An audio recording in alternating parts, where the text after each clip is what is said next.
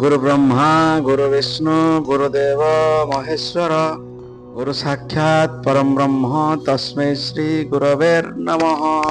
जय Jagannath. Fine education को आपण मानक स्वागत। 5 सेप्टेम्बर गुरु दिवसर पवित्र अवसर रे सबु गुरुजनक पाद कमल को मोर कोटि कोटि प्रणाम जनाउछि। आजिर एही स्पेशल वीडियो रे मु शेयर करिवि मो शिक्षक मानक ठारू शिखिथिबा 5टी शिक्षणीय उपदेश जहाँकि मु आपणक सहित शेयर करिवि।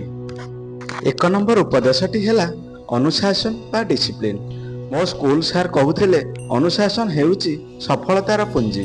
अनुशासन थिले आम जीवन रे जे कोनोसी लक्ष्य साध्य करि हेबो। उपदेश नंबर 2 हैला सम्मान। आम शिक्षक माने कहूथिले आपण अन्य को सम्मान दियो, सही सम्मान आपण मानक पई मध्य आसीबो। सम्मान हेउची जीवन सबुठु बड़ गुण। 3 नंबर उपदेश हैला सत्यनिष्ठा बा ऑनेस्टी। सत्य और ईमानदारी सदा सर्वदा जिताई थाए। एहाकू मु प्रथम क्लास ठारू शिखि आसीछि। उपदेश चतुर्थटी हैला कठोर परिश्रम बा हार्ड वर्क। गुरु माने कहूथिले टैलेंट थिले मध्य कठोर परिश्रम बिना सफलता आसीबो नाही। कठोर परिश्रम हेउची जीवनर सफलतार चाबिकाठी। उपदेश नंबर 5 शिखिबा केबे बंद करिबा नाही। Never stop learning.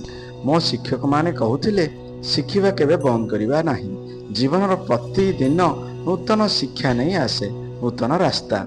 एही सब पाठ मु मो गुरु मानक ठारू पाइछि। आज एहाकू निज जीवन रे प्रयोग करूछि।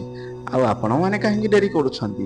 एही 5टी जिनिस आपणक मानक जीवन रे प्रयोग करंतु एवं देखंतु आपणक जीवन रे केते सफलता आसुअछि। जदि आपण माने मो चैनल को पसंद करूछंती तेबे चैनल को दया करी लाइक शेयर एंड सब्सक्राइब करबा को जमा भी भूलिबेनी एवं तळे कमेंट रे आपण पूज्य गुरु लिखिबा को भी जमा भूलिबेनी। रहिली जय जगन्नाथ।